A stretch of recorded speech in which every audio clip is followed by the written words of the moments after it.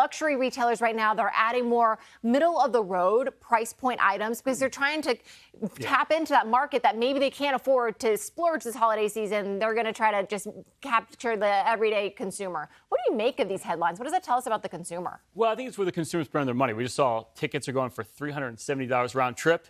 And I imagine you're not going anywhere that cool for $370, right? You're not going to France. Yeah, definitely not. But I think the bottom line is, if you look at the consumer, they've been kind of skimping on the goods, and they're buying a lot of services, right? Travel, experiences. I mean, you really saw the peak of people buying goods was like kind of the peak of the pandemic in 2022. Everyone was at home.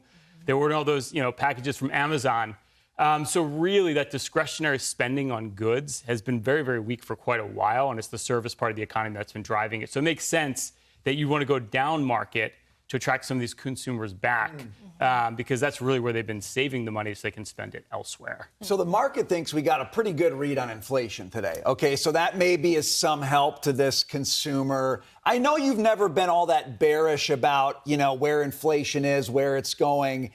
Are you looking at this rally and saying this is the beginning of people finally getting on board with Ryan Payne, that we've got a stronger economy than all the dour economists think?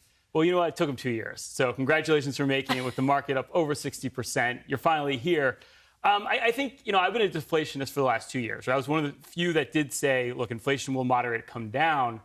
But now I would say I'm a little suspect that we've beaten inflation here, right? With the Fed cutting rates again yesterday. If you look at it, the PCE, the core PCE, that's like their favorite gauge. Right.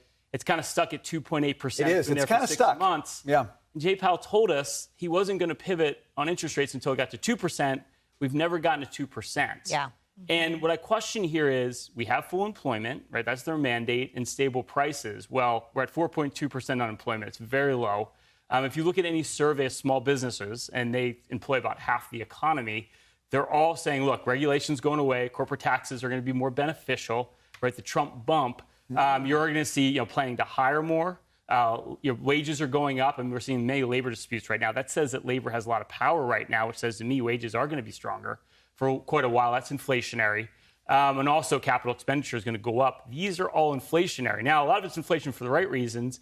Growth rates are higher than they were, but I don't think we're going to be down to that 2% level, which means the Fed could actually reverse course next year and maybe even start raising rates. Oh, my again. God. You can't even say that to the market. The market's freaking out. It's not going to get the 4 cuts that it wanted, and it's only going to get 2. But, I'm watching 667 on the Dow right now, and I'm thinking to myself, is there a level? Because we know that those artificially low rates were not going to last forever. Historically, that was due to the housing crisis and problems that we saw. Is there a level at which rates are higher than 0, but they're not where they are now, where there's a sweet spot and markets and investors and corporations, everybody can and the Fed and Trump can coexist? They call it the neutral rate. It's a fantasy. Nobody knows where that really is. And let's face it, rates went up all the way over 5%, yet the economy was still doing really, really well, right? We still had, better growth than we expected. If you think about it, 90% of Americans have their mortgage locked into an interest rate. I'd almost say we're less interest rate sensitive as an economy in general. But the bottom line is here with the Fed cutting rates, this is that melt-up thesis I talk about a lot. There's still like $6.7 trillion sitting in money market funds. You keep seeing your rate go down because the Fed keeps cutting. And what are you thinking as an investor right now? Where do I put my money? Stock market continues to go higher.